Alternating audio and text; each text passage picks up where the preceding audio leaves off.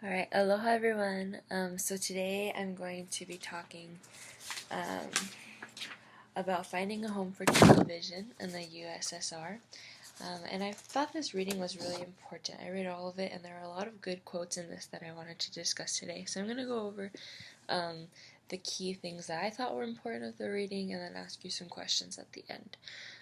And so the very first sentence, the very quote that I want to talk about is how they describe the television tower in Moscow as a needle that injected propaganda into the supple veins of the Soviet masses.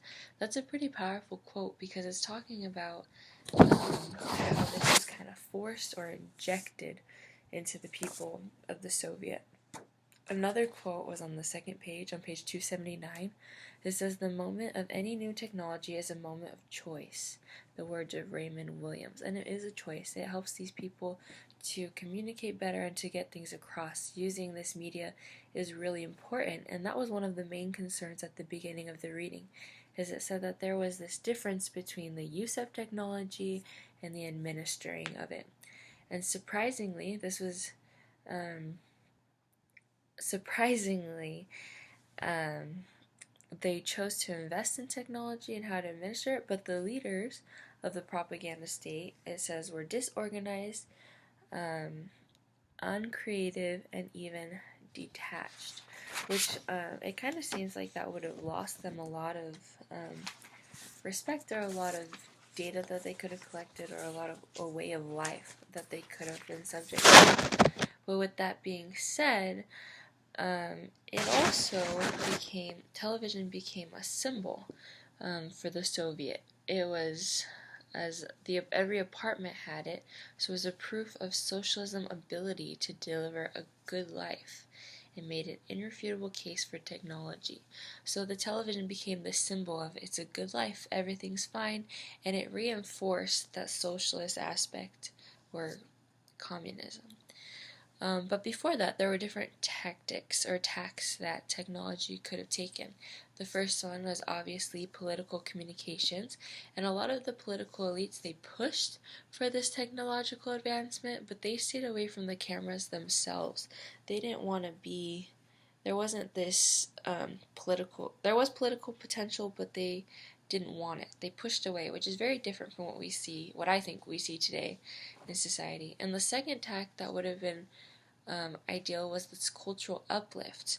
However, many of these professionals in these established arts, they didn't want anything to do with the cameras either. They pushed away from theater, film, literature, and dance. They didn't want to be in front of the cameras either. So there went that idea. But the people of the Soviet were wild about television, is what it says. It talks about how people had a television before they had these essentials. Before they were struggling to have food and clothes and shelter, but everyone had a television set, and they joked about the antennas on top of wooden houses on the outskirts of Moscow, and how these houses were literally sagging into the mud. But each of the two families that were crammed in these tiny houses each had their own television set. And despite all that, the Soviet chose to produce and purchase TV sets very quickly in their society. And the government spared no expense on the development of the mass broadcasting, despite the fact that 30% of their farmers had no electricity and millions were living in cramped communal spaces. I think that says a lot about how important this was that they wanted so badly to have the television and to be connected that it kind of overtook what they had. And so television, it was also never used as a luxury, which is really interesting. It was always used as a necessity. And the television wasn't used as a it wasn't used as a luxury, but it bypassed the amount of telephones and automobiles that were in the society. And the research showed that there was no correlation between a person's decision to buy a television with their salary level, their profession, their education. People of all social groups were buying it.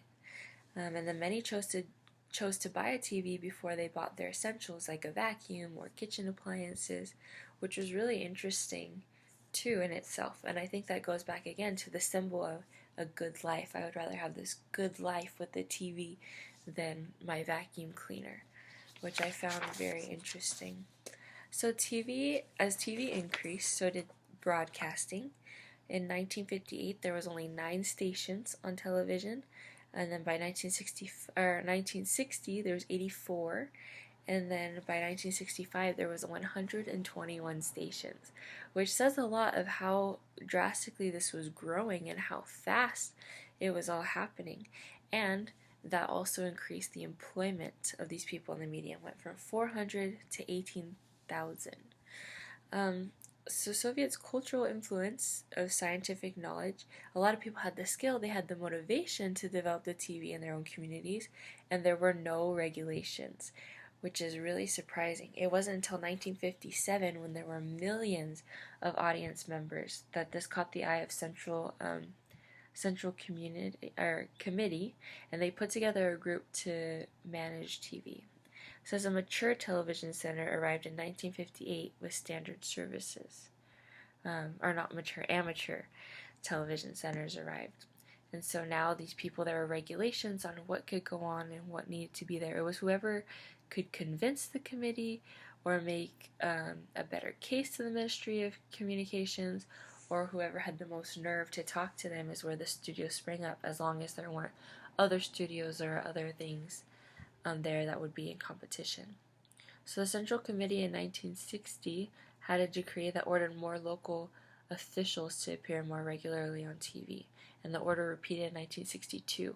And I compare this to like testimonials that we talk about in propaganda, how they want more faces. Or even today, we see Trump and we see Biden and we see all the local officials and wherever we're at to be on the TV a lot more, because it shows a lot more of their face. There's these testimonials, talks a lot about what they stand for and things like that.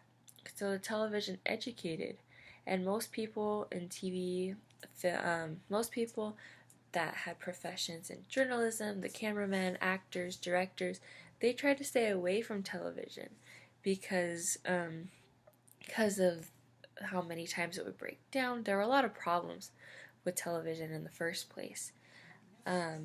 And so a lot of these people had to be a jack of all trades. So they either had to write, edit, design, program, do the voiceover. And so this had a very rough and ready environment, which made a really rough and ready entertainment, which a lot of people didn't like. And so TV now transitioned into this BYT, which showed everyday domestic life connecting to people. And the Soviet media TV showed it as a necessity with the power to change people's lives. Television was a right to sit back and relax after work. It was this right that people had, and so everyone wanted to take advantage of it. And a lot of times that came with isolation. In the reading, it had those pictures of people. The TV was cut in half to show that they were isolated or they weren't paying attention to their surroundings. And so that was a big part of what the TV did because of this bit. It related to people, which we talked a lot about in our other readings. Sorry, I'm trying to go a little fast because I know I'm over time. But there were distinct groups of viewers. There was the lower education, were more viewers. Most reviewers were men, so a lot of gender went into this account. And the rural residents were more people that were watching it. There was this hypnosis of television. People were being distracted or put straight into the television. They were looking at their surroundings. However, officials said that it's better to watch with other people. That way they could talk about it. And I think about that a lot today in our society, how there's a lot of TV shows or propaganda or things like that that you need to watch with other people. That way you can have these conversations, it can stir thought and other things like that. So my examples are One Day at a Time, which used to be on Netflix. They talked a lot about political issues and social issues, like lesbian and gays. They talked about people crossing the border, immigration, illegal immigration, and things like that. And also Last Man Standing with Tim Allen. They talk a lot about Republican views, and his daughters have a lot of Democratic views. And so by watching these things, it provokes thought and it provokes conversation, which is really important. and I think something that the Soviet finally grasped and was able to have a better hold on. Sorry I went super fast, but I know I was running out of time. But I just wanted to say one more thing, how by promoting collective and engaged viewership, official cultures work to inscribe the new medium and traditional ideals of Soviet society. So it was now part of their life. And I think television is part of all of our lives, is very key to what we do in society. So my questions are: one, in our society, do you think TV has worked better as a symbol or as reality? Is it symbolic to the good life or our way of life, or is it has it worked better as a reality for us? The second question is, do you think TV today is used as propaganda? I had some examples, but is TV as a whole used as propaganda? So thanks, guys. Have a good one.